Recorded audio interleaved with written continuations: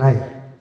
যেহেতু আজকে সেই বলছেন এই 5টা আমল দিব, এই আমল যদি নিজে আমল করতে পারেন, পরিবারের লোকদেরকে আমল করাইতে পারেন, আর এটাকে যদি দিলের মধ্যে ধারণ করতে পারেন, তো 5টা এলেম তো আপনার হাসিল হলো নাকি? এলেম অর্জনের জন্য কোন ব্যক্তি যদি বাড়ির থেকে এই মাহফিল পর্যন্ত যদি আসেন, এখনই নিয়ত করেন যে আমি আজকে এলেম অর্জনের জন্য বসলাম। নিয়ত করেন, করেন, করছেন? মনে মনে নিয়ত করছেন এলেম অর্জনের জন্য। রাসূল বলেন পিপিলিকা থেকে সমুদ্রের মাছ পর্যন্ত তার জন্য মাগফিরাতের দোয়া করে, আপনার জন্য দোয়া করবে তারা। 2 নম্বর, এখান থেকে উঠে বাড়িতে যাবেন, পায়ের নিচে ফেরেশতার ডানা বিছাই দেবে। ডানা আপনার আমার সবচাইতে সম্মানজনক পায়ের নিচে কি বিছানো হয়? লাল গালিচা, এর চাইতে আর কিছু না তো। আর ফেরেশতার ডানা আপনার পায়ের নিচে বিছানো হবে। যদি আমলের নিয়ে এই এলেম অর্জনের নিয়েতে এখানে বসে যদি এই কথাগুলো শোনেন আর বাড়িতে যান নিয়ে যেতে পারেন, আল্লাহ তাআলা আপনাকে দামি বানায় দিবেন। সুবহানাল্লাহ। যাই হোক, 1 নম্বর, আমি আমার আলোচনার মধ্যে প্রবেশ করতেছি। 1 নম্বর হলো, যদি আপনি জমিনের মধ্যে বড় লোক হতে চান, 1 নম্বর আমল হলো ঈমান এবং তাকওয়া অবলম্বন করুন। ঈমান আনবেন কার উপরে? জবান খুলে বলেন কার উপরে? আল্লাহ, তার রাসূলের উপরে, ফেরেশতার উপরে, কিতাবের উপরে ঈমান আনতে হবে। আর তাকওয়া অবলম্বন করবেন। তাকওয়া কি জিনিস? সমস্ত মুফাসসিররা বলেন তাকওয়া হলো সমস্ত গুনাহ থেকে নিজেকে মুক্ত করে রাখার নাম। এটার নাম তাকওয়া। মুত্তাকি মানুষ। ঈমান আর তাকওয়া, ঈমান আর তাকওয়া যদি আপনি আনতে পারেন, তো আল্লাহ রাব্বুল আলামিন বলেন আসমান এবং জমিনের দরজাগুলো আমি তাদের জন্য উন্মুক্ত করে দিই। সুবহানাল্লাহ।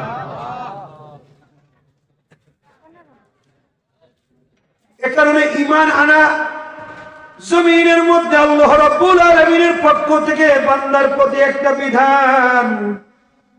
কারণ বান্দা যদি জমিনের মধ্যে আল্লাহর প্রতি ঈমান আনে, রাসূলের প্রতি ঈমান আনে, যদি আল্লাহ তাআলার গোলামগুলো তার ঐশী গ্রন্থগুলোর প্রতি যদি ঈমান আনে, আল্লাহর বিশেষ বাহিনী ফেরেশতার উপরে যদি ঈমান আনে, আর জমিনের মধ্যে তাকওয়া অবলম্বন করে, আল্লাহ তাআলা বলেন আমি আমার ওই বান্দাদের জন্য আসমান আর জমিনের বরকতের দরজাগুলো উন্মুক্ত করে দেই। সুবহানাল্লাহ। আসমান জমিনের বরকতের দরজা তার জন্য খুলে দাও। আসমান থেকেও বরকত নামবে, জমিন থেকেও বরকত নামবে। আপনি কৃষক মানুষ, জমিনের বরকত কিসে? জমিনের মধ্যে আপনি ধান লাগাবেন, ফসল লাগাবেন, আল্লাহ চাইলে বরকত দিতে পারে কি পারে না? আবার আল্লাহ চাইলে আপনার সমস্ত ফসলগুলো নষ্ট করে দিতে পারে। নষ্ট করে কি করে না? মাঝে মাঝে করে তো। আল্লাহ বুঝায়, ও গোলাম, তুমি যদি আমার দিক নির্দেশনায় তুমি যদি ফসলের মধ্যে তুমি কাজ কাম করো, আমি আল্লাহ তাআলা যেখানে 1 মণ দিতাম, এখন দেখো না সেখানে 20 মণ দিই। তো কি দেয় না?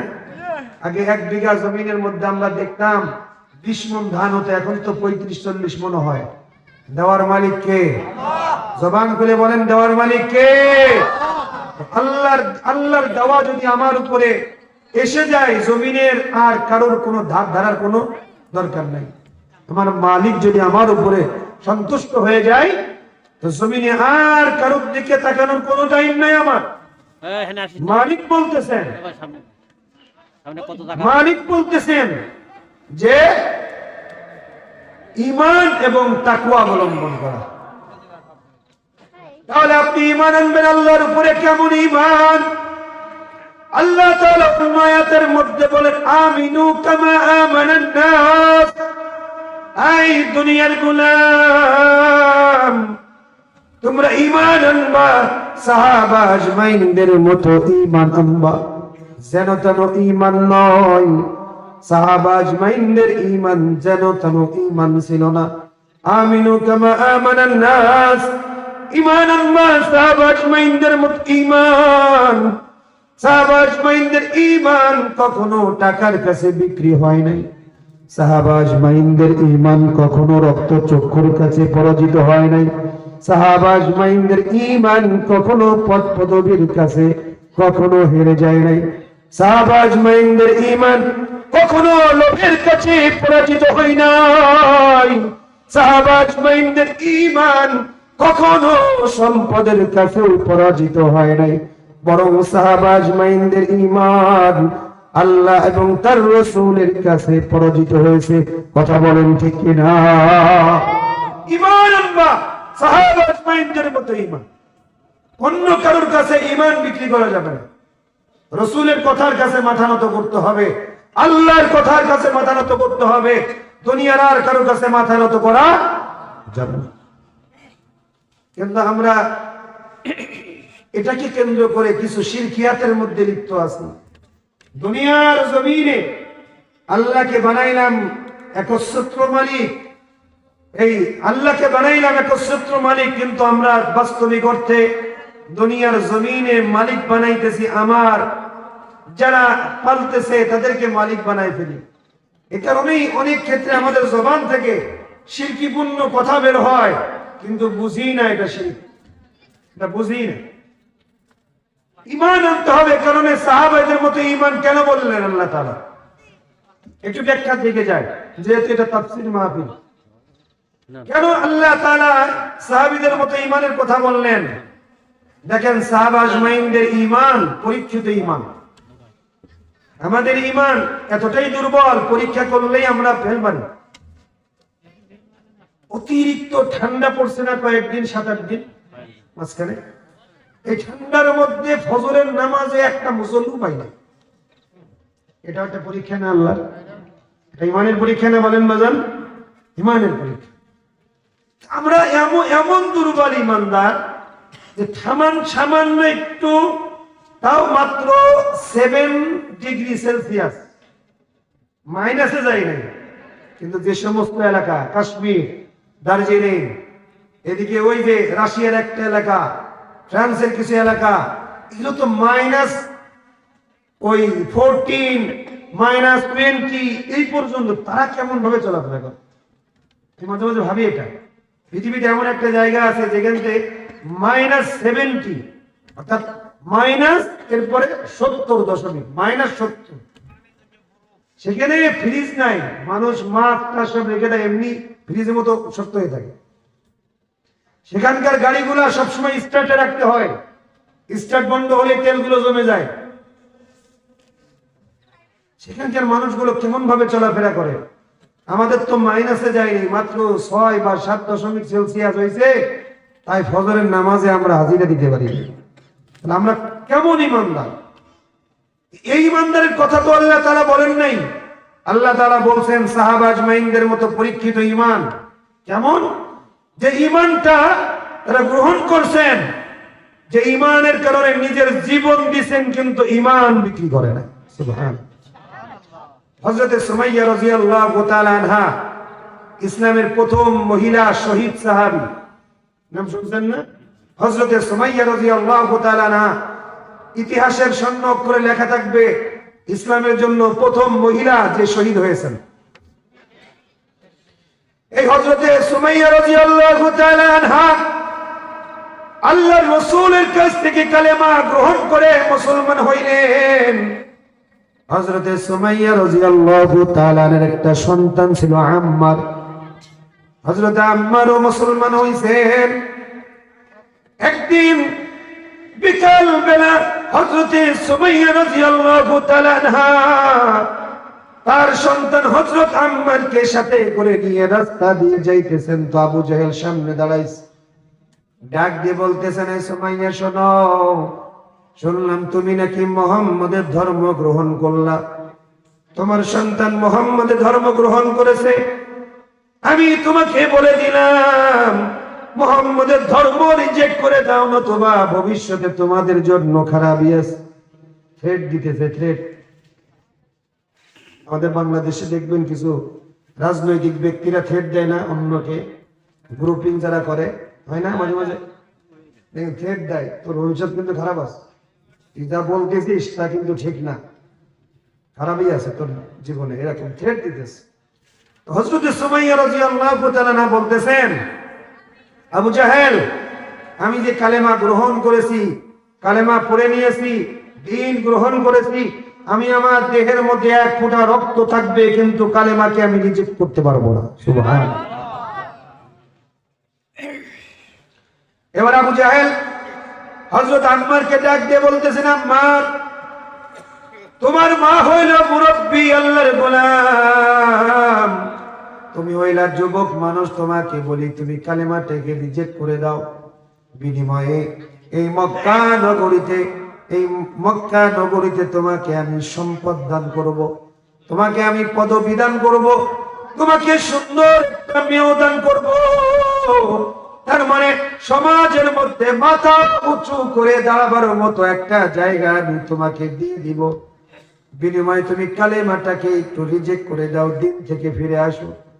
যখন এই কথা বলতেছে, অপর প্রান্ত থেকে হযরত সুমাইয়া সন্তানকে ডাক দিয়ে বলে, কলিজার টুকরা সন্তান, মা ওয়ালাদতু ওয়ালাদান তাতরুকুল ঈমান আমামা কাফির। এই কলিজার টুকরা সন্তান, আমি এমন কোন সন্তান জমিনের মধ্যে জন্ম দেই নাই যে সন্তান কোন কাফেরের সামনে তার ঈমানটা বিক্রি করে দেয়। আল্লাহু আকবার। সন্তানকে বাধা দিতেছে, এমন কোন সন্তান আমি জমিনের মধ্যে জন্ম দেই নাই যে সন্তান একজন কাফেরের সামনে তার ঈমানটাকে বিক্রি করে দেয়। তার মানে বুঝাইতেছে, আবু জাহেল যতই লোক ধরাক না কেন, ও কলিজার টুকরা সন্তান, তুমি যেন কখনো ঈমান বিক্রি করো না, ঈমান থেকে দূরে সরে যেও না। তো আম্মার ডাক দিয়ে বলতেছে, আবু জাহেল, আমার আম্মা জান যে কথা বলছে আমার জবান থেকে একই কথা, আমার জীবন থাকতে আমি ঈমান বিক্রি করতে রাজি না। সুবহানাল্লাহ। এবার আবু জাহেল ডাক দিয়ে বলতেছেন, আম্মার, তুমি যে ঈমান বিক্রি করতে রাজি নও। আবু জাহেল তার সাঙ্গ পাঙ্গদেরকে ডাক দিয়ে আম্মারকে পিঠ মোড়া দিয়ে বেঁধে গাছের সাথে বেঁধে রাখছেন। আর আম্মারকে ডাক দিয়ে বলেন, আম্মার, তুমি যদি আতাতরুকুল ঈমান আম নাখলাউ সাওবা উম্মি, তুমি হয়তোবা ঈমান ত্যাগ করবা, নতুবা তোমার চোখের সামনে আমি তোমার মায়ের দেহ থেকে কাপড়গুলো খুলে ফেলবো। নাউযুবিল্লাহ। তুমি হয়তো এক নম্বর কাজ করবা, ঈমান তুমি ত্যাগ করবা। আর যদি তুমি ঈমান ত্যাগ না করো, তাহলে তোমার চোখের সামনে আমি তোমার মায়েরকে উলঙ্গ করে ফেলবো। আচ্ছা বলেন তো, জমিনের মধ্যে যত খারাপ মানুষ হোক না কেন, কোন সন্তানের সামনে তার মায়ের উলঙ্গ শরীর কেউ দেখতে চাবে না? চাবে না। আল্লাহর গোলাম হযরত আম্মার লজ্জায় তার চোখটা মাটির দিকে ফেলাইছেন। যখন এমন কথা বলছেন, তো পাশ থেকে মা আবার বলতেছে, ও কলিজার টুকরা সন্তান, তুমি যত যাই আবু জাহেল আমার সাথে করুক না কেন, তোমাকে আমি নসিহত করলাম, জিন্দেগিতে যে ঈমান আনছো, কখনো কোশ্চিন কেন কোন কাফেরের ধমকিতে ঈমান বিক্রি করবা না। সুবহানাল্লাহ। মা কেমন ঈমানদার, তো সন্তান কেমন ঈমানদার। আবু জাহেল একদিন সাঙ্গ পাঙ্গুকে ডাক দিলেন, ডাক দিয়ে বলতেছে, আমার কাছে একটা বর্ষা দাও। আবু জাহেলকে যখন বর্ষা দেওয়া হলো, হযরতে সুমাইয়া রাদিয়াল্লাহু তাআলা আনহাকে মাটিতে হাত পা বেঁধে কেমন জানি মাটিতে শোয়াই দেওয়া হলো। শরীর থেকে কাপড়গুলো খুলে ফেলা দেওয়া হলো। উলঙ্গ শরীর হযরতে সুমাইয়াকে মাটির উপরে উপর করে ফেলে দেওয়া হলো। এরপরে আবার চিৎ করে যখন শুয়ে দেওয়া হলো, বর্ষা দিয়ে সুমাইয়া রাদিয়াল্লাহু তাআলা লজ্জায় স্থানের উপর জোরে আঘাত করা শুরু করলো। এ দুনিয়ার গোলাম, তুমি আমি ইসলাম পাইছি কতটা রসগোল্লার মতো, কিন্তু তাদের ইসলাম রসগোল্লার মতো ছিল না। তারা জীবন দিতেন ইসলামের জন্য, কখনো ইসলামকে জীবন থেকে ত্যাগ করে নাই। কথা বলেন ঠিক কিনা? যখন কিনা লজ্জাস্থানের মধ্যে উপর জুপুরে আঘাত করলো, লজ্জাস্থান থেকে এত পরিমাণ রক্ত জমিনের মধ্যে গড়িয়ে পড়ে, জমিনের মাটি গুলো কাদা কাদা হয়ে গেছে। যখন কাদা কাদা হয়ে গেছে তো আবু জেহেল চিন্তা করছে মনে হয় মারা যাবে। তো ওই সময় আবু জেহেল ফেলে চলে যায়। হযরতে সুমাইয়া রাদিয়াল্লাহু তাআলা আনহা তার সন্তানকে ডাক দিয়ে বলেন, কলিজার টুকরা সন্তান, আমি কেমন জানি জান্নাতের একটা সুঘ্রাণ আমি আমার নাকে পাইতেছি, কারণ আমি আমার জীবনটাকে ইসলামের জন্য বিসর্জন দিলাম। আমার জমিনের মধ্যে সময় মনে হয় আর বেশি নাই, আমি একটু পরেই হয়তো শাহাদাতের পেয়ালা পান করব। কিন্তু কলিজার টুকরা সন্তান, আমি তোমাকে ওসিয়ত করে গেলাম, জিন্দেগিতে কখনোই দেহের মধ্যে রূহ থাকাকালীন কখনো ঈমান কারোর কাছে বিক্রি করবে না। আল্লাহু আকবার, আল্লাহু আকবার। ঈমান বিক্রি করতে নিষেধ করছে, কখনো ঈমান বিক্রি করো না। কারণ সাহাবা আজমাইনদের ঈমান পরীক্ষিত ঈমান, পরীক্ষিত ঈমান। এটা আমার মতো এরকম ঈমান না বাজান। এই যে পাশে বাচ্চাগুলো একটু বন্ধ করতে বলেন, একটু জিকির করে লা ইলাহা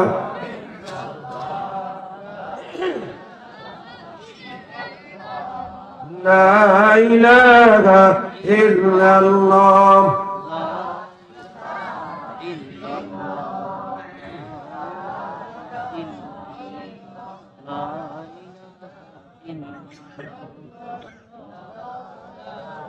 لا إله إلا الله محمد رسول الله صلى الله عليه وسلم।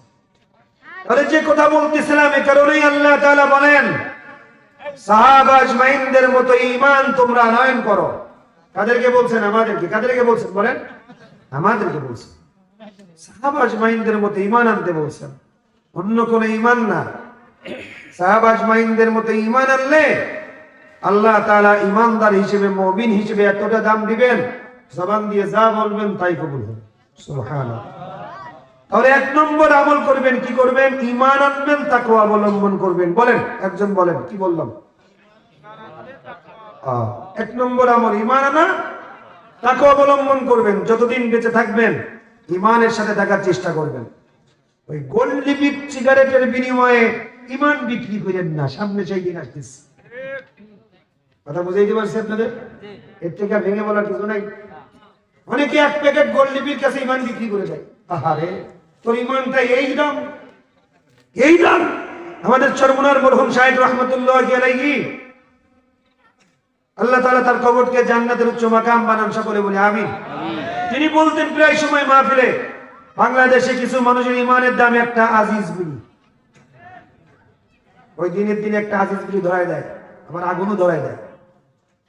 এত খাতি ওই দিন সব করে, আর ওই দিনের পর আর খুঁজেও পাওয়া যায় না। যে কয় না, ওই দিনের আগে ফস করে, ওই দিনের পর আর ফস করে না। কোন দিন আর করলাম না। কারণ এই শব্দগুলো তো সব রাজনীতি, তো কমেন হুজুর রাজনীতি বয়ন করছে, এই জন্য আর কইলাম না, কষ্ট হইলেন। অবস্থাটা এমনই হয়। উনি বলতেন কিছু মানুষের ঈমানের দাম একটা আজিজ বিড়ি, কারণ ঈমানের দাম একটা লিপ সিগারেট, কারণ ঈমানের দাম 1000, কারোর দাম 20,000, কারোর দাম 1 লাখ, কারোর দাম 1 কোটি। আবার এমন কিছু আল্লাহর গোলাম এই জমিনের মধ্যে বসবাস করে গোটা বাংলাদেশ লিখে দেওয়া হবে, ঈমান বিক্রি করতে রাজি থাকবে না। কথা বলেন ঠিক না? সুতরাং আমাদের ঈমান থাকবে তো এমন ঈমান, গোটা পৃথিবীটাকে লিখে দিল ঈমান বিক্রি করতে রাজি না। নীতির সাথে কোনো আপোষ নাই, কোরআন সুন্নাহর ব্যাপারে কোনো আপোষ নাই, দুনিয়ার ব্যাপারে আপোষ থাকতে পারে। এ কারণেই সবসময় মনে রাখবেন যে জমিনের মধ্যে যখন চলাফেরা করবেন, ঈমান নিয়ে চলবেন, তাকওয়া অবলম্বন করবেন, তো আল্লাহ তাআলা আপনাকে বড়লোক বানিয়ে দিবেন। আমি আমার ভাষায় বললাম, বড়লোক মানে অভাব মুক্ত জীবন দান করবেন, সম্পদ অর্থ আল্লাহ তাআলা আপনাকে দান করবেন। সুবহানাল্লাহ বলেন। তাহলে এক নম্বর, যদি বড়লোক হতে চান তাহলে কয়টি আমল করতে হবে? সবাই বলেন কয়টি আমল? এক নম্বর আমল কি বললাম? ঈমান আর তাকওয়া। বলেন ঈমান আর তাকওয়া। 2 নম্বর শুকরিয়া আদায় করা। যখন যে অবস্থায় থাকবেন বলবেন আলহামদুলিল্লাহ। মনে রাখেন আল্লাহ তাআলা আপনার ফসলের জমিতে ফসল 1 বছর দিল না, 20 বছর ধরে ফসল বাম্পার ফলন হয়, 1 বছর দিল না, আপনি যদি ওই 1 বছর না পাওয়ার পর যদি বলেন আল্লাহ কি আমারই দেখলো, এই গ্রামে আর কারুর পাইল না, এরকম গালি দেয় না আমরা? আপনাদের এলাকায় দেয় না?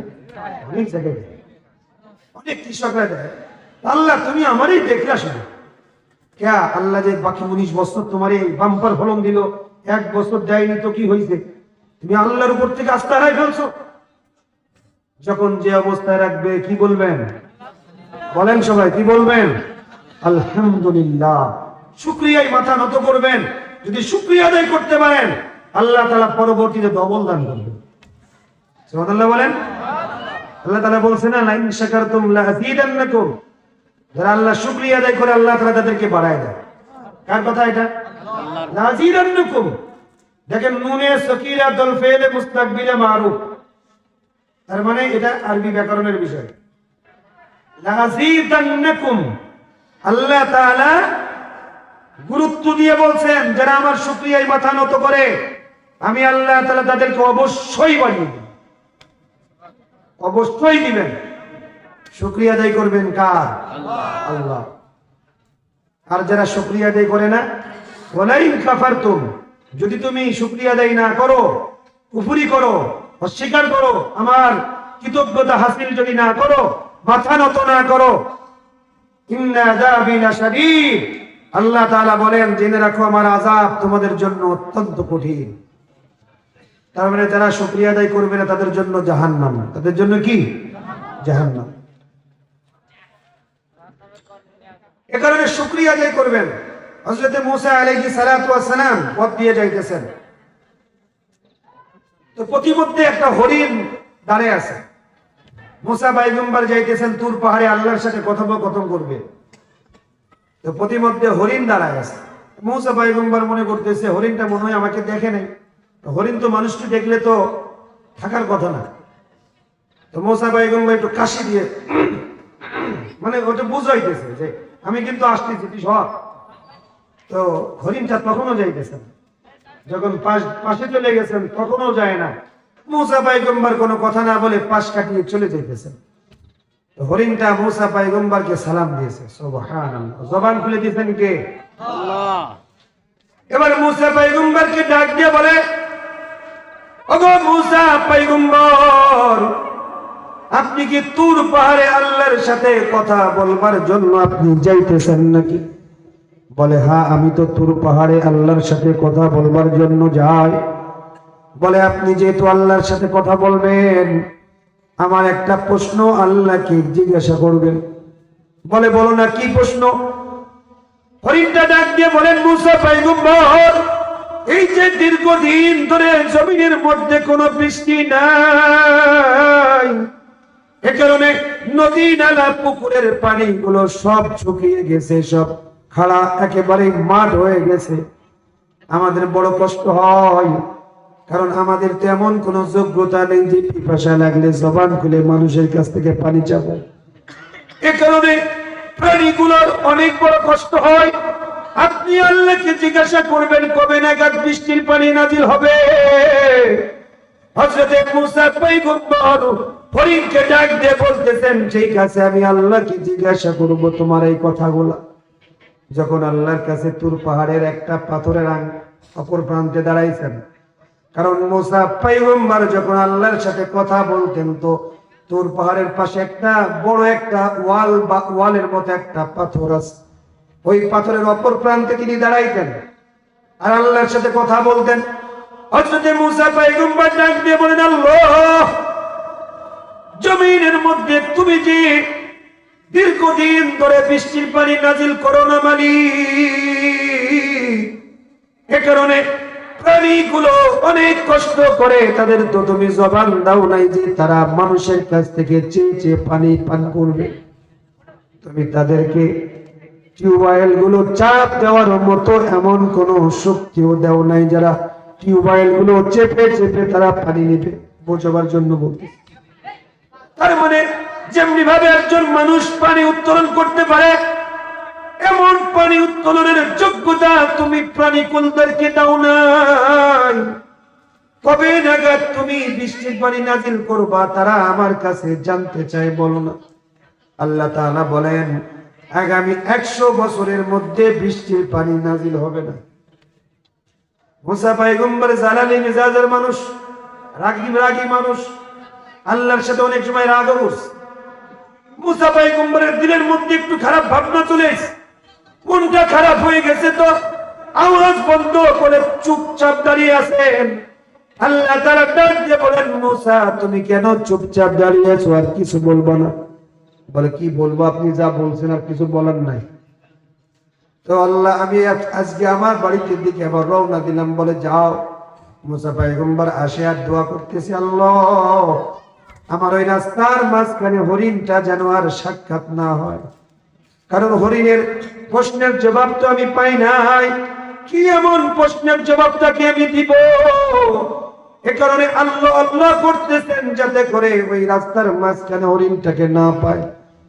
কিন্তু আল্লাহর কি লীলা খেলা, হযরতে মুসা পয়গম্বর দেখতেছেন রাস্তার ওই জায়গায় হরিণটা তখনো পর্যন্ত মুসা পয়গম্বরের জন্য অপেক্ষা করতেছে।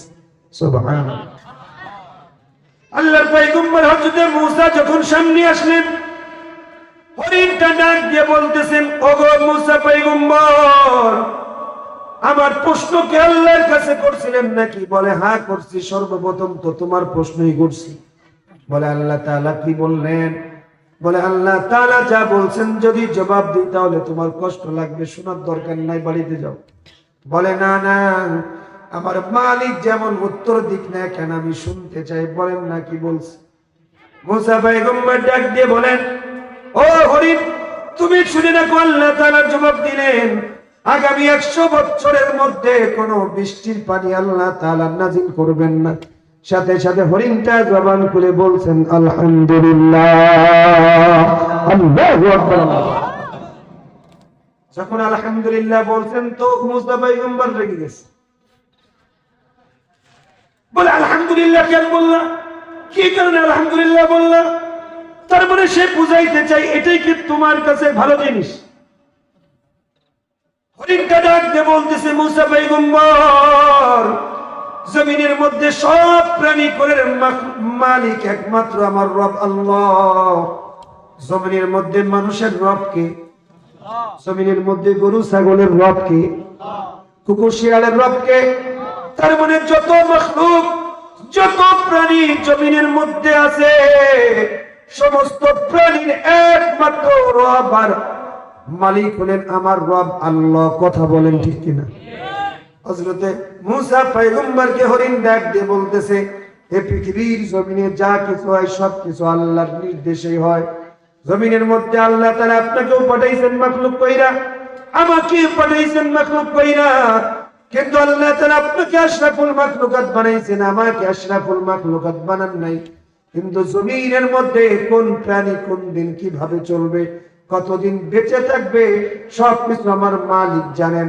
আমার মালিক যদি 100 বছর বৃষ্টির পানি নাজিল না করে আমাকে বাঁচায় রাখার ক্ষমতা রাখেন, তাহলে আমার মালিকই জানেন এটাই আমার জন্য ভালো।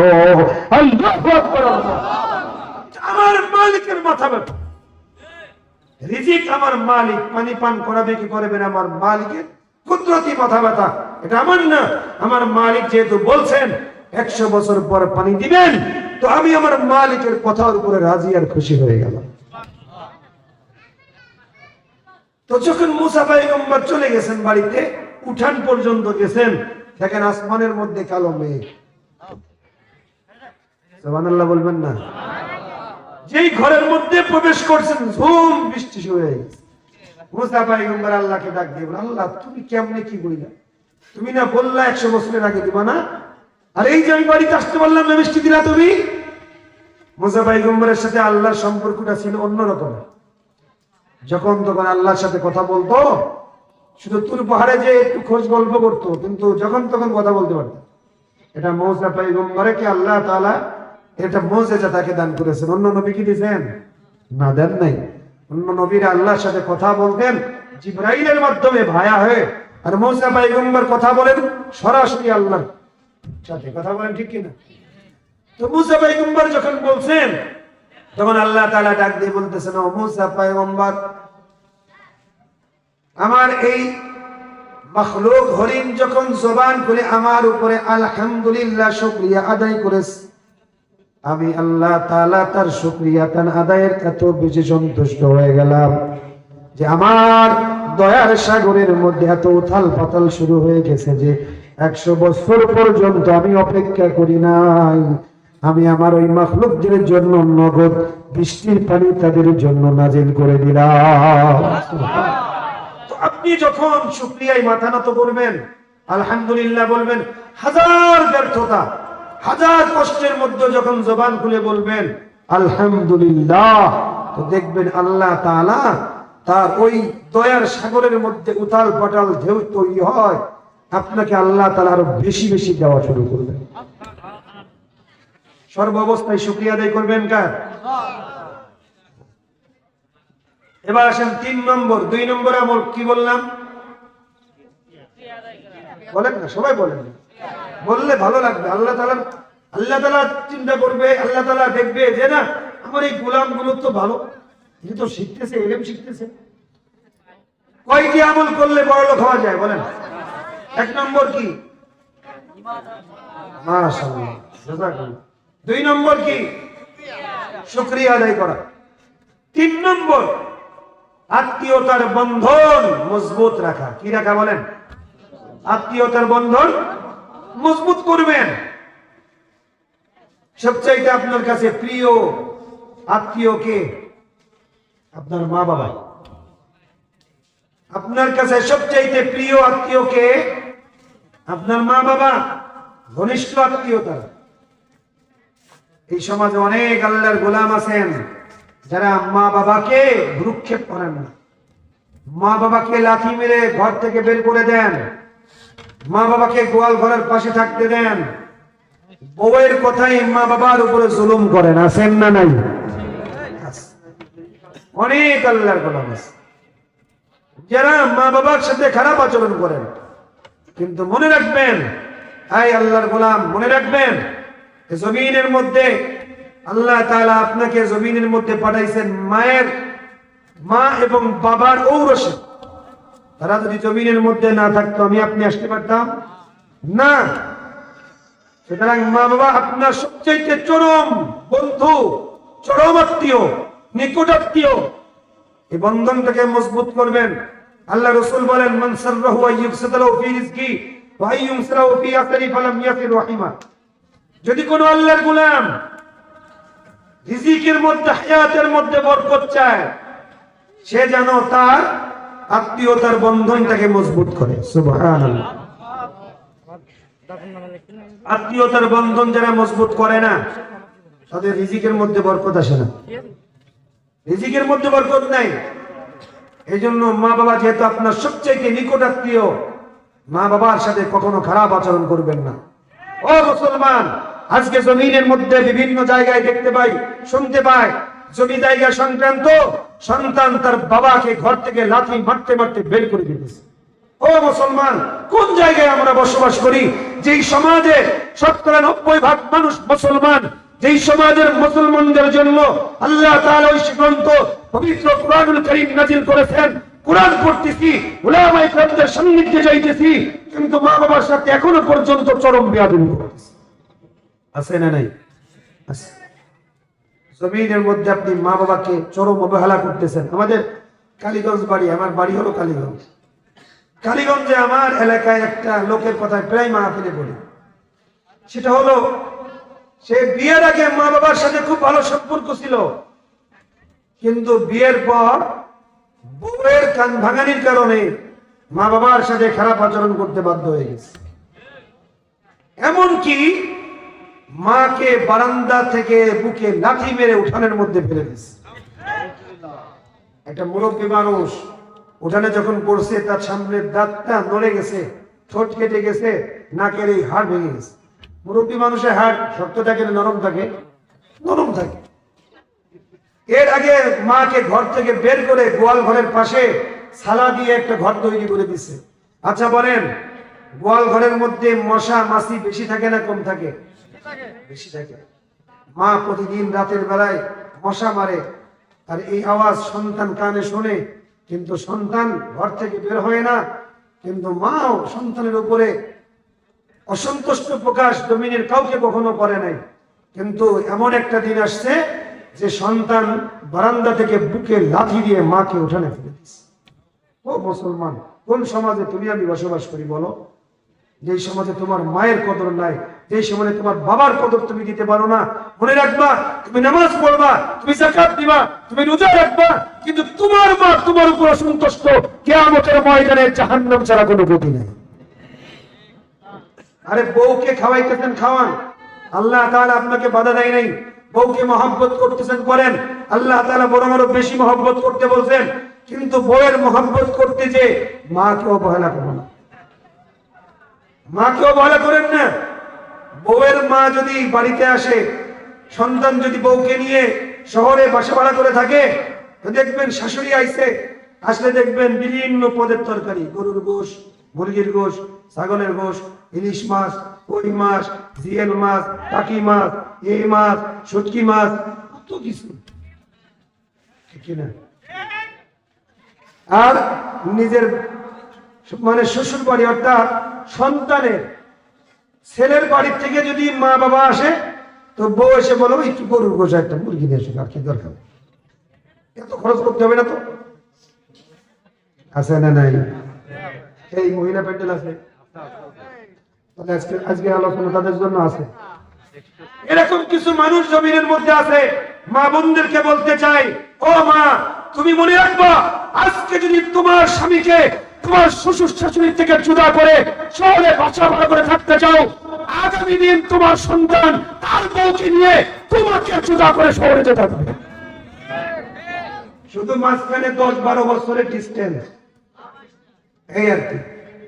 তুমি আজকে মনে করতেছো তোমার স্বামীকে নিয়ে তুমি মজ মাস্তি করবা শহরে, যে যাইতেই পারো, কিন্তু শ্বশুর শাশুড়ির অনুমতি নিয়ে যাও,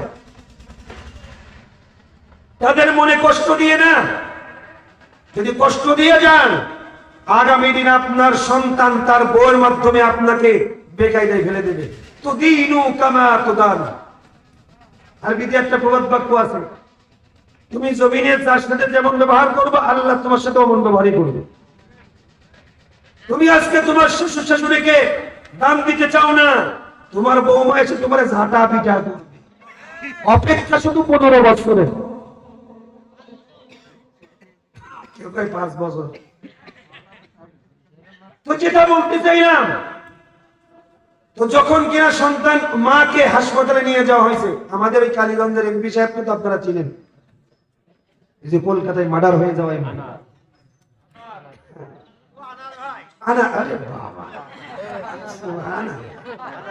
আনার ভাই, আনার সাহেব চলে গেছেন দেখতে হাসপাতালে। যাওয়ার পরে মাকে যে বলতেছেন, আপনি যদি অনুমতি দেন আপনার সন্তানকে এখনই জেলখানায় নেব। তো মা ছিল বেডের পরে শোয়া, এই কথা শোনার সাথে সাথে লাফ দিয়ে উঠে বসে পড়ছে, বলছে আমার সন্তান তো আমাকে বুঝে না, ভুল করে ফেলছে। আমার সন্তান কলিজার টুকরা, 10 মাস 10 দিন গর্ভে ধারণ করছি, আমার নারী ছেড়া ধন, ওকে যদি জেলখানায় নাও আমি হাট্টেল করে মারা যাব, ওকে জেলখানায় নিও না। এটা হলো মায়ের মহব্বত। এটা কি বলেন? মায়ের মহব্বত।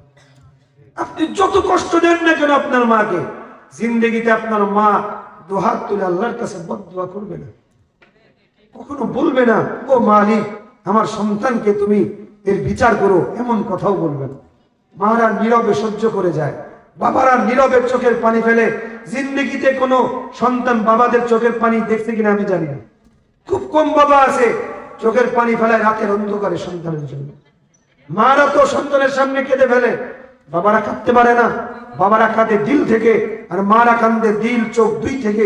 বাবারা চোখের পানি ফেলতে পারে না, কিন্তু একটা সন্তানকে মানুষ করার জন্য বাবার যে মেহনত, সকালবেলা আপনি ঘুমায় থাকেন, আপনার বাবা বের হয়ে যায়, রাতের বেলায় বাবা ঘরে আসে, আপনি ঘুমন্ত। ঠিক বললাম না বেঠিক বললাম? এটাই বাস্তবতা। আমাদের খুতুবাতে জুলফিকারের মধ্যে একটি ঘটনা উল্লেখ করেছেন হযরত জুলফিকার আলী নকশবন্দি দাম রহমতুল্লাহি আলাইহি। গত 1 মাস আগে উনি ইন্তেকাল করেছেন। পাকিস্তানের একজন বড় বুজুর্গ আল্লাহর গোলাম। খুতুবাতে জুলফিকারের মধ্যে একটি ঘটনা উল্লেখ করেছেন। আপনাদের কষ্ট হইতেছে?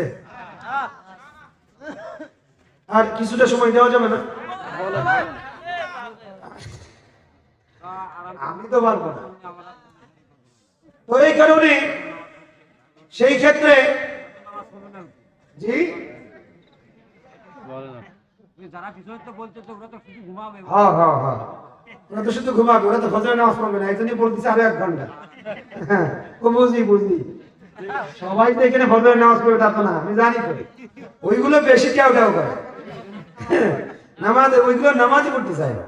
আজকে খুতবা দেখেছি জুম্মার নামাজে, বাম দিকে তাকাই দেখি যে খুতবা দেওয়ার তাকাই দেখি যে ক্রিকেট খেলা করে। খুতবার সময় ক্রিকেট খেলা করে কোন বলাবান বলেন তো? লাস্টে আমি এক কথা বললাম খুতবা শেষ করে, মুসলিমদেরকে বললাম, এই ছেলেগুলো কারা? এরা হিন্দু না খ্রিস্টান না বৌদ্ধ জানি না, যদি মুসলমান হয় এদের বাবাদেরকে বলি, এদের বাবাদের কাছে আপনারা যে একটু অবজেকশন দিয়ে, জুম্মার নামাজের আরবি খুতবা হয় আর আমার মসজিদের বাম পাশে মাঠে খেলা করতেছে, আউট করে আউট, ক্রিকেট খেলা করে। আহা, চিন্তা করেন, তার মানে এরা তো নামাজ কালামের বেলায় নাই, কিন্তু ওই যে নগরে কথা শুনতে হুজুর 1 ঘন্টা 2 ঘন্টা চালান, কোনো সমস্যা নাই, বেশি কথা বলবো না।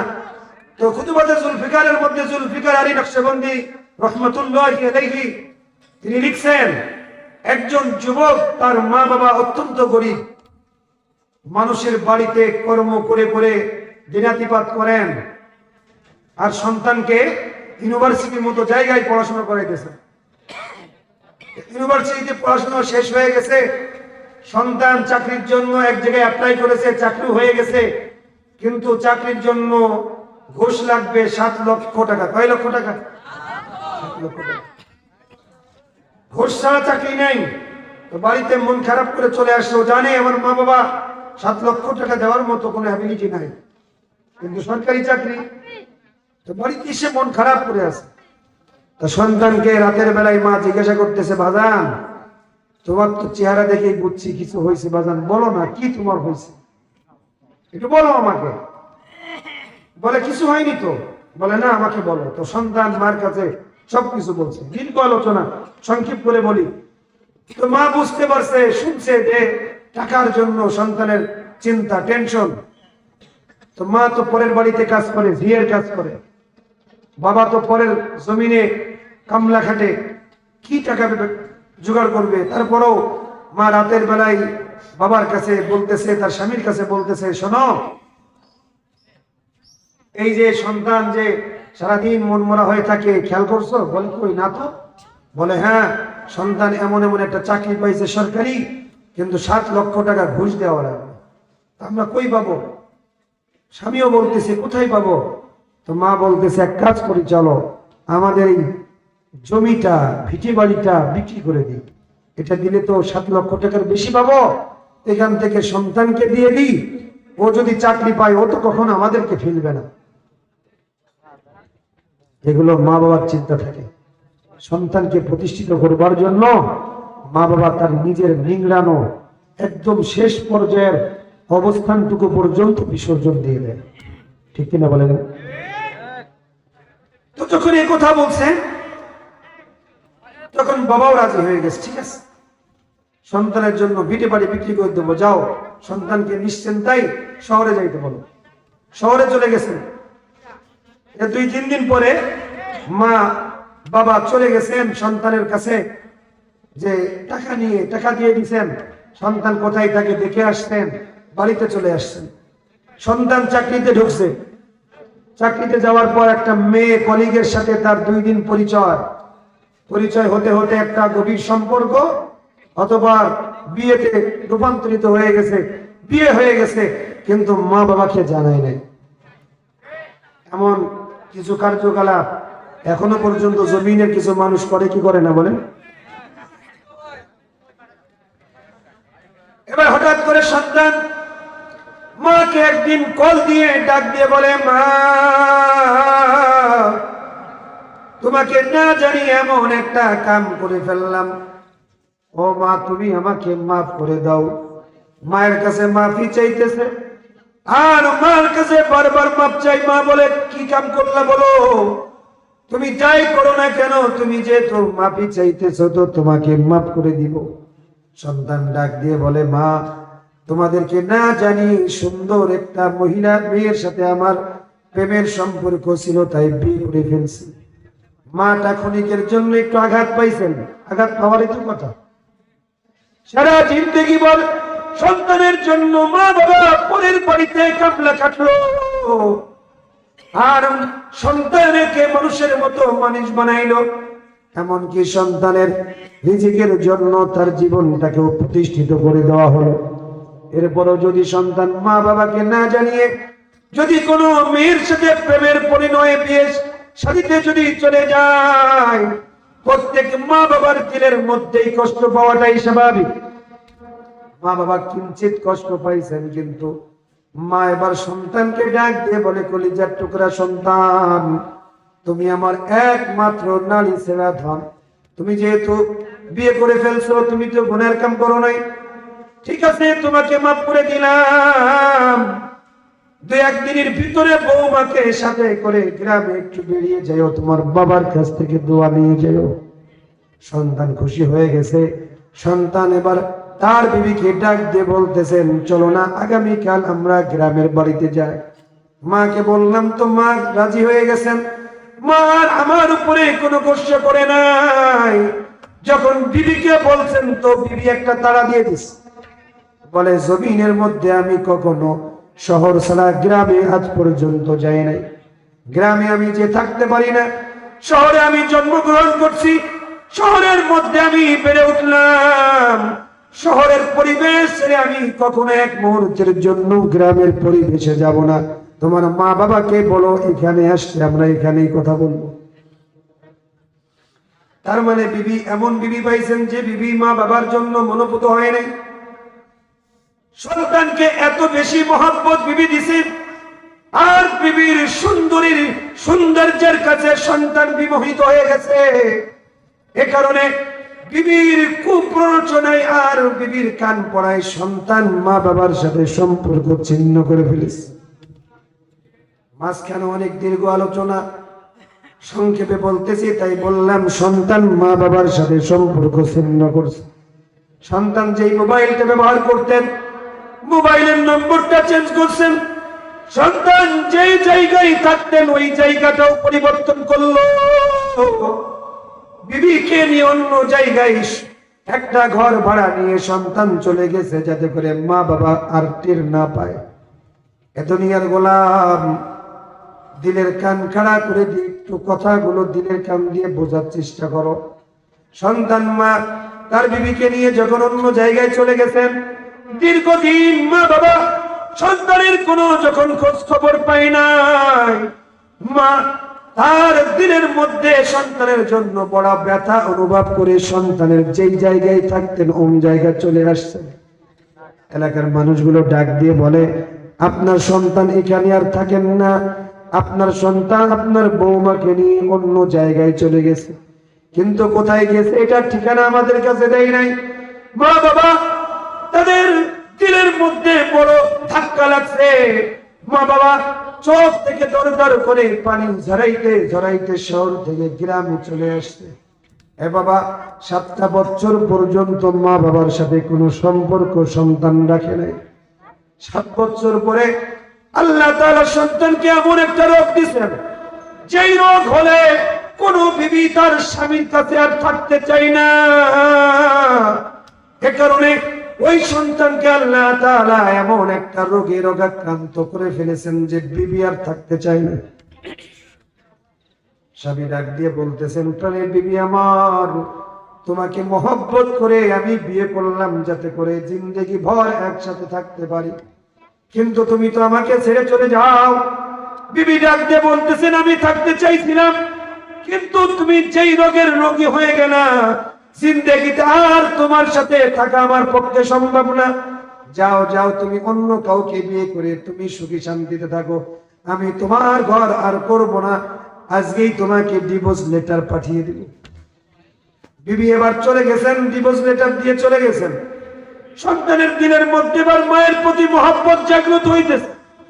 সন্তান এবার মা বাবার মহব্বত আর বিবির মহব্বত এবার একটু যেন বিচার করতে পারতেছেন।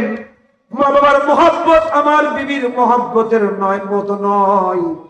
আমার মা বাবার মহব্বত এতটা বড় মহব্বত, জিন্দগিতে যত বড় অসুখ হোক না কেন, যত বড় বিপদগ্রস্ত হই না কেন, আমার বিবির মতো আমার মা বাবা কখনো আমাকে ছেড়ে দিত না। এই কথাগুলো দিলের মধ্যে তার উদ্রেক হইতেছে। আর জিন্দগিতে 7 বছর ধরে মা বাবার আমি খোঁজ নিতে পারি নাই, এ কথা চিন্তা করে নিজেকে ধিক্কার দিতে চাই। মনে মনে চিন্তা করতেছে আগামীকাল আমি আমার মায়ের কাছে যাব, মা বাবার সাথে দেখা করতে যাব। এ দুনিয়ার গোলাম। পরের দিন সকাল বেলা সন্তান তার গ্রামের বাড়ির উদ্দেশ্যে চলে গেছে। গ্রামের বাড়িতে চলে গেছে তো যে দেখতেছে যেই জায়গায় মা বাবার ভিটে বাড়ি, ওই জায়গায় ভিটে বাড়ি আর নাই। ওই জায়গায় মুরব্বী একজন আল্লাহর গোলাম চেয়ারের উপরে বসা আছেন।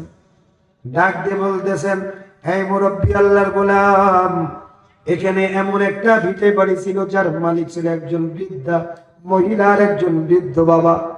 তারা কোথায়? সেই বাড়িটা কোথায়? মুরব্বী ডাক দিয়ে বলতেছেন, এই গোলাম, তাদের একটা কুলাঙ্গার সন্তান ছিল। মায়ের নিগড়ানো অর্থগুলো নিয়ে সন্তান তার রিজিকের জন্য তার জীবনটাকে প্রতিষ্ঠিত করে নিল, কিন্তু মা বাবাকে দেখে নাই।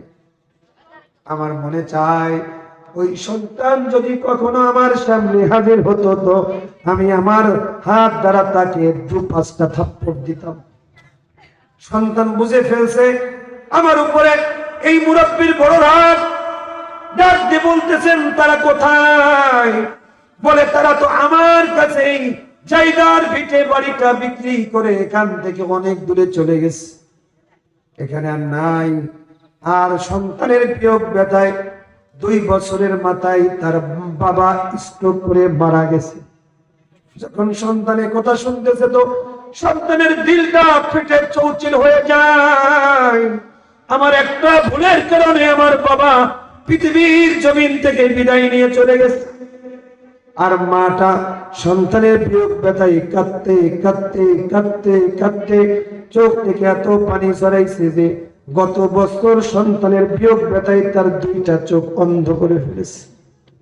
দুনিয়ার গোলাম, তুমি হয়তো মনে করতেছো তোমার মা তো তোমাকে ভালোবাসে, মায়ের সাথে সম্পর্ক ছিন্ন করো, কিন্তু মায়ের মহব্বত দেখার জিনিস না। মায়ের মহব্বত দিনের মধ্যে এটা পুঁজি করে রাখার বিষয়। সন্তান যখন শুনছেন মা তার সন্তানের জন্য চোখ 2টা বন্ধ করে ফেলছে কাঁদার জন্য, এবার ডাক দিয়ে বলেন, ও মুরব্বী বাবা যান, বলুন না ওই মায়ের ঘরটা কোথায়? বলে, এই মাঠের প্রান্ত দিয়ে যাইবা, মাঠের অপর প্রান্তে দেখবা একটা তাল পাকার ছাউনি কুড়ে ঘর। ওই ঘরের মধ্যে অন্ধ মা একা একা বসবাস করে। আর প্রতিদিন সকাল বেলায় অন্ধ মানুষ মানুষের বাড়িতে ঝিয়ের কাজ করে, যতটুকু পায় রাতের বেলায় ঘরে এসে ওইগুলো খায় আর আল্লাহর ইবাদতের বন্দেগীর মধ্যে থাকে। তুমি এই পথ দিয়ে যাইবা আর ওই কুড়ে ঘর দেখতে পাইবা, ওখানে খোঁজ নাও। সন্তান চোখ থেকে দরদর করে পানি ঝরায় আর আল্লাহর কাছে দোয়া করে, আল্লাহ, আমার বাবা তো জমিন থেকে বিদায় নিয়ে চলে গেছে, আমার সাক্ষাৎ প্রতি রেখে তুমি আমার মাকে আমার থেকে বিদায় নিতে দিও না। আমি আমার মায়ের পায়ের কাছে পড়ে যাব। আমি 7টা বছর আমার মায়ের খোঁজ খবর পর্যন্ত নিতে পারি নাই গো মালিক। যে মহব্বতটা ছিল আমার জন্য আসল মহব্বত, ওটা আমি চিনতে পারি নাই, নকল মনে করছি। আর যেটা নকল মহব্বত ওটাকে আমি আসল মনে করে মা বাবার দিনের মধ্যে বড় কষ্ট দিয়ে ফেলছি। আল্লাহ, আমার মায়ের সাক্ষাৎ প্রতি রেখে তুমি আমার মাকে আমার থেকে দূরে সরাই নিও না। যখন সন্তান হাঁটি হাঁটি পা পা করে মাঠের অপর প্রান্তে চলে গেছে তো দেখতে পাইলেন একটা তাল পাকার ছাউনি, একটা কুড়ে ঘর দেখা যায়। যখন কুড়ে ঘরের দরজার কিনারায় চলে গেছেন, মাগরিবের আজান, মসজিদ মসজিদের মিনারা থেকে আজান দেওয়া হলো, সাথে সাথে সন্তান দেখতে পাইলেন মা জায়নামাজের মুসাল্লা নিয়ে কুড়ে ঘরের মধ্যে বিছায় ফেলেছেন। সন্তান চিন্তা করলেন মা নামাজ পড়ুক, এরপরে মাকে আমি তারপরে মা বলে ডাক দিব। মা নামাজে দাঁড়াই পড়ছেন। ও যুবক ভাই, দিলের কান দিয়ে শোনো, মা নামাজের মধ্যে দাঁড়াই গেছেন। নামাজ পড়, আল্লাহর কাছে দোয়া করলেন, আল্লাহ জমিনের মধ্যে আমার আপন বলতে আর কেউ নাই, জমিনের মধ্যে আমার সন্তান আর আমার স্বামী আপন ছিল। আমার সন্তানকে 7 বছর আগে তুমি জুদা করে দিয়েছো, সন্তানের কোনো খোঁজ আমার কাছে নাই। আমার স্বামীকে তুমি 3-4 বছর আগে পৃথিবীর জমিন থেকে বিদায় করে দিলা, দিনের মধ্যে কোনো আফসোস নাই গো আল্লাহ। কিন্তু তোমার কাছে আজকে আমি 2টা জিনিস চাই, আমার 2টা জিনিস তুমি কবুল করে নিও। একটা জিনিস চাই, আল্লাহ আমার সন্তান যতই আমার সাথে জুদা করে থাকতে চাক না কেন, আমার মোহাব্বত তার দিলের মধ্যে থাকুক বা না থাকুক, আমার পরিচয় জমিনের মধ্যে দিতে চাক বা না চাক, আল্লাহ আমার সন্তান যেখানেই থাক, আমার সন্তানকে তুমি ভালো রাখো।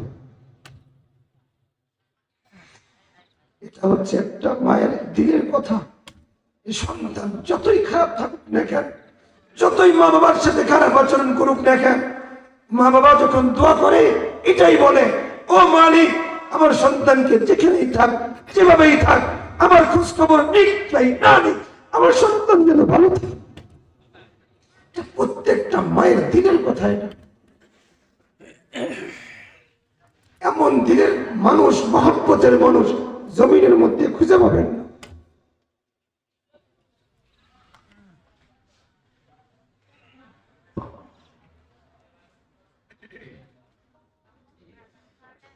আমি প্রায় সময় মাহফিলে বলি, প্রায় সময় মাহফিলে মা বাবার আলোচনা হলে একটা কথা বলি।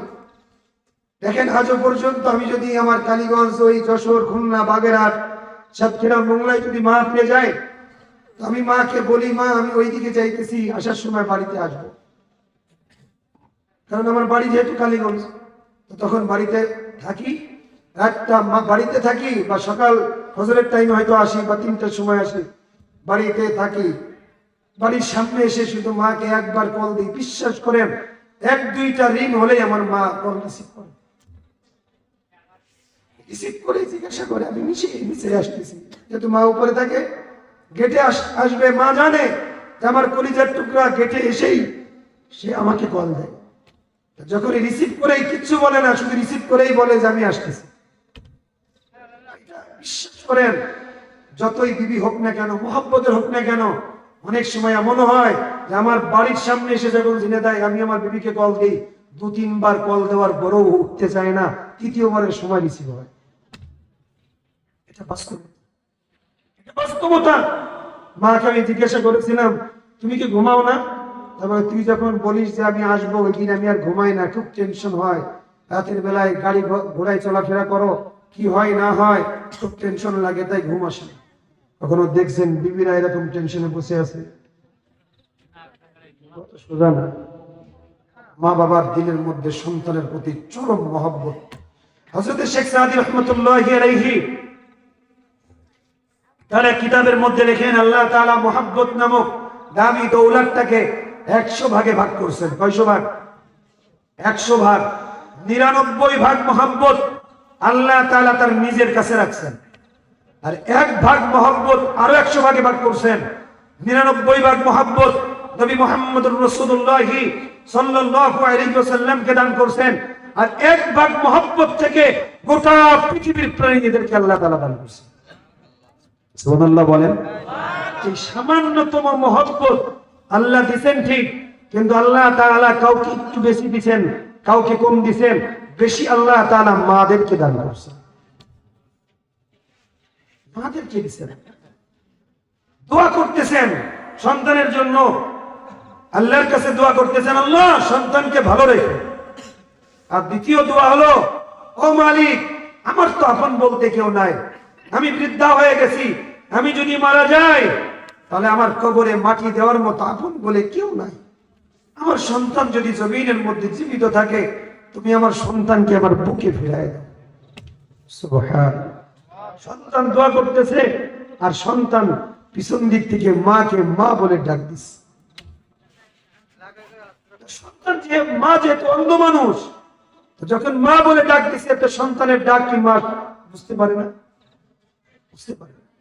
মা বুঝে ফেলছে, মা বুঝে ফেলছে, তাড়াতাড়ি উঠে ওই ওয়ালটা হাত দিয়ে চলে আসছে দরজার কিনারায়। মা তার সন্তানকে চোয়ালের উপরে হাত দিছে, দিয়ে বলতেছে, ও বাজান, 7টা বছর ধরে তোকে আমি দেখি না, তোকে একটু আদর করতে পারি নাই। আমার মালিক তোকে আমার থেকে জুদা করে রাখছে, আমি তো তোকে পাই নাই, কিন্তু আমার কোনো আফসোস নাই। আজকে তুই আমার বুকে ফিরে আসছিস, আমার কোনো কিছুর আফসোস নাই। আগে তোর চোখ দ্বারা তোকে দেখতাম, এখন সেই যোগ্যতাও আমার নাই। আমি তোর ব্যথায় কাঁদতে কাঁদতে 2 চোখটা অন্ধ করে ফেলছি, কোনো দেখার মতো কোনো যোগ্যতা আমার নাই। তারপরও আমার দিনের মধ্যে কোনো আফসোস নাই। তুই আমার বুকে ফিরে আসছিস, এটা আল্লাহর বড় শুকরিয়া। এ কারণে আয়, আমার বুকে আয়। এতদিন আমি তোকে পাই নাই, আমি অন্তত চোখ দিয়ে দেখবো না, 2টা হাত দ্বারা তোর চোয়ালে একটু হাতাই, ঠিক আছে? আল্লাহ। মা সন্তানের চোয়ালে হাত দিয়ে তার সন্তানের একটু উষ্ণ অনুভব নিতে চায়। সন্তান যত বড় হোক না কেন, মা বাবার কাছে সন্তান কখনো বড় হয় না। এই জন্য মা হলো চরম আত্মীয় আপনার। মা বাবার এই আত্মীয়তার বন্ধনটাকে মজবুত রাখবেন। আরে বিবি আজকে চলে যাবে, কালকে আর টানতে পারবেন, কিন্তু মা যদি জিন্দেগি থেকে চলে যায়, গোটা জিন্দেগি চলে যাবে, আপনার নিজের মা আপনি আর ফিরে পাবেন না। কথা বলেন ঠিক কিনা? এই জন্য দেখবেন আমাদের সন্তানেরা অনেক সময় শাশুড়ির প্রতি বড় দুর্বল। কিছু বলতে গেলে বলে কি, হুজুর সেও তো মা। হ্যাঁ, মা তো আমরাও জানি, সেও তো আপনার মা, এটা তো আমরা জানি। কিন্তু আপনি আপনার এই শাশুড়ি আপনাকে এত মহব্বত করে, শ্বশুর বাড়ি গেলে ইলিশ মাছের কাল্লাটা আপনার পাতে দেয়।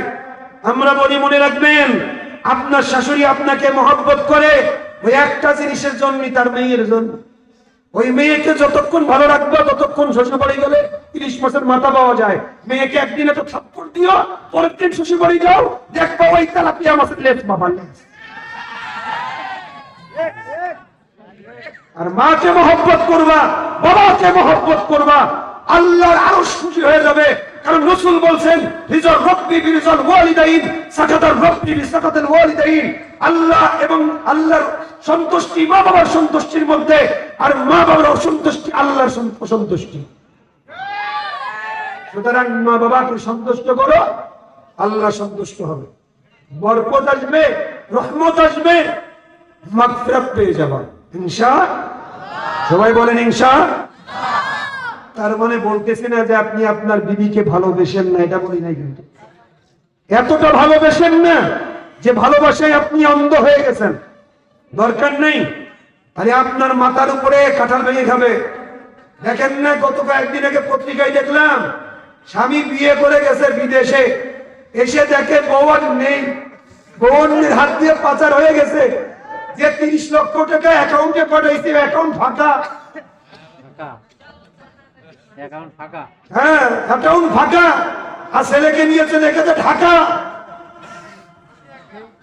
আর সে এখন একা। এই হলো বাস্তবতা, কি বলেন? এটাই বাস্তবতা। এই জন্য মা বাবার প্রতি মহব্বত রাখবেন। যদিও হাস্যকর বিষয় মনে হইতেছে, কিন্তু বাজান এটা বাস্তব কথা যে আপনি আপনার মা বাবার প্রতি বড় দরদওয়ালা হবেন তো ইনশাআল্লাহ। 4 নম্বর দান সদকা করা। কি করা বলেন? দান সদকা করা। 4 নম্বর দান সদকা করা। আমরা তো দান সদকার ব্যাপারে জি জি আমি তো